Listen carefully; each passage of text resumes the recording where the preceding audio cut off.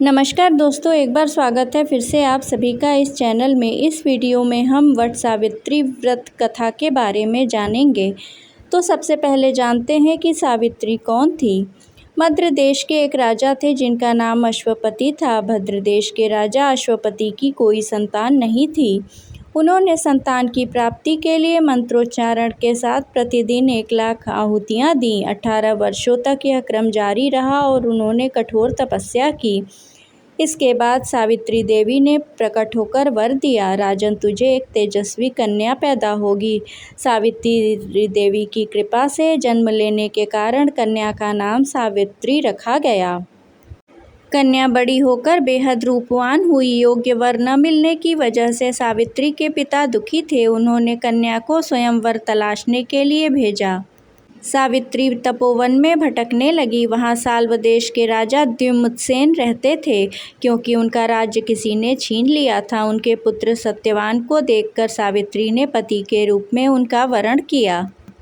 ऋषिराज नारद को जब यह बात पता चली तो वह राजा अश्वपति के पास पहुँचे और कहा कि हे राजन, यह क्या कर रहे हैं आप। सत्यवान गुणवान है, धर्मात्मा है और बलवान भी है, पर उसकी आयु बहुत छोटी है, वह अल्पायु है। 1 वर्ष के बाद ही उसकी मृत्यु हो जाएगी। ऋषिराज नारद की बात सुनकर राजा अश्वपति घोर चिंता में डूब गए। सावित्री ने उनसे कारण पूछा तो राजा ने कहा, पुत्री, तुमने जिस राजकुमार को अपने वर के रूप में चुना है वह अल्पायु है। तुम्हें किसी और को अपना जीवन साथी बनाना चाहिए।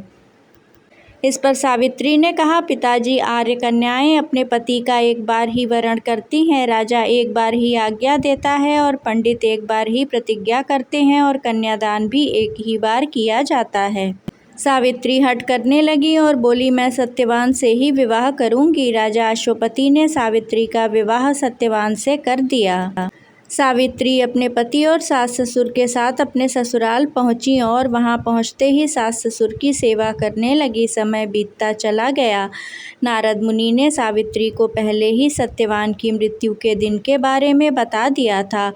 वह दिन जैसे जैसे करीब आने लगा, सावित्री अधीर होने लगी। उन्होंने 3 दिन पहले से ही उपवास रखना शुरू कर दिया। नारद मुनि द्वारा कथित निश्चित तिथि पर पितरों का पूजन किया। हर दिन की तरह उस आखिरी दिन भी सत्यवान जब जंगल में जाने लगे लकड़ी काटने के लिए तो सावित्री भी जिद करने लगी कि वह भी साथ चलेगी। सत्यवान के लाख मना करने के बावजूद सावित्री ने अपना हठ नहीं छोड़ा। इस पर सावित्री के सास ससुर ने कहा कि बेटा, बहू की इच्छा है तो तू उसे अपने साथ ले जा। अंततः हारकर सत्यवान ने सावित्री को अपने साथ लिया और वन की ओर चल दिए लकड़ी काटने। जंगल में पहुंचकर सत्यवान लकड़ी काटने के लिए एक पेड़ पर चढ़ गए। तभी उसके सिर में तेज दर्द होने लगा। दर्द से व्याकुल सत्यवान पेड़ से नीचे उतर गए। सावित्री अपना भविष्य समझ गईं। सत्यवान के सिर को गोद में रखकर सावित्री सत्यवान का सिर सहलाने लगी। तभी वहाँ यमराज आते दिखे। यमराज अपने साथ सत्यवान को लेकर जाने लगे। सावित्री भी उनके पीछे पीछे चल पड़ी। यमराज ने सावित्री को समझाने की कोशिश की कि यही विधि का विधान है, लेकिन सावित्री नहीं मानी। सावित्री की निष्ठा और पतिपरायणता को देखकर यमराज ने सावित्री से कहा, हे देवी, तुम धन्य हो, तुम मुझसे कोई भी वरदान मांग लो। सावित्री ने कहा कि मेरे सास ससुर वनवासी और अंधे हैं, उन्हें आप दिव्य ज्योति प्रदान करें। यमराज ने कहा, ऐसा ही होगा, जाओ अब लौट जाओ। लेकिन सावित्री अपने पति सत्यवान के पीछे पीछे चलती रही। यमराज ने कहा, देवी, तुम वापस जाओ। सावित्री ने कहा, भगवान, मुझे अपने पतिदेव के पीछे पीछे चलने में कोई परेशानी नहीं है। पति के पीछे चलना मेरा कर्तव्य है। यह सुनकर उन्होंने फिर से उसे एक और वर मांगने के लिए कहा। अब इस बार सावित्री बोली, हमारे सास ससुर का राज्य छिन गया है, उसे पुनः वापस दिला दें। यमराज ने सावित्री को यह वरदान भी दे दिया और कहा, अब तुम लौट जाओ। लेकिन सावित्री फिर भी पीछे पीछे चलती रही। आखिर में थक कर यमराज ने सावित्री को तीसरा वरदान मांगने को कहा। इस पर सावित्री ने 100 संतानों और सौभाग्य का वर मांगा। यमराज ने इसका वरदान भी सावित्री को दे दिया। एक बार फिर यमराज सत्यवान के प्राण लेकर वापस चलने लगे तो सावित्री भी उनके पीछे पीछे चलने लगी। सावित्री ने कहा, प्रभु आप मेरे पति को लिए जा रहे हैं, जबकि आपने मुझे अभी अभी संतानवती और सौभाग्य का वरदान दिया है। बताइए, बिना पति के मैं कैसे संतानवती होऊंगी और कैसे मेरा सौभाग्य भला कायम रहेगा। यह सुनकर यमराज आश्चर्यचकित रह गए और सावित्री की चतुराई से अति प्रसन्न हुए। उन्होंने सत्यवान के प्राण वापस छोड़ दिए। यमराज अंतर्ध्यान हो गए और सावित्री उसी वट वृक्ष के पास आ गई जहाँ उसके पति का मृत शरीर पड़ा था। यमराज के प्राण छोड़ने के पश्चात सत्यवान जीवंत हो गया और दोनों खुशी खुशी अपने राज्य की ओर चल पड़े। दोनों जब घर पहुँचे तो देखा कि माता पिता को दिव्य ज्योति प्राप्त हो गई है। इस प्रकार सावित्री सत्यवान चिरकाल तक राज्य सुख भोगते रहे। अतः पतिव्रता सावित्री के अनुरूप ही प्रथम अपने सास ससुर का उचित पूजन करने के साथ ही अन्य विधियों को प्रारंभ करें। वट सावित्री व्रत करने और इस कथा को सुनने से महिलाओं के वैवाहिक जीवन या जीवन साथी की आयु पर किसी प्रकार का कोई संकट आया भी हो तो वो टल जाता है। इसके साथ ही पति को दीर्घायु की प्राप्ति होती है और साथ ही महिलाओं को अखंड सौभाग्य की प्राप्ति भी हो जाती है।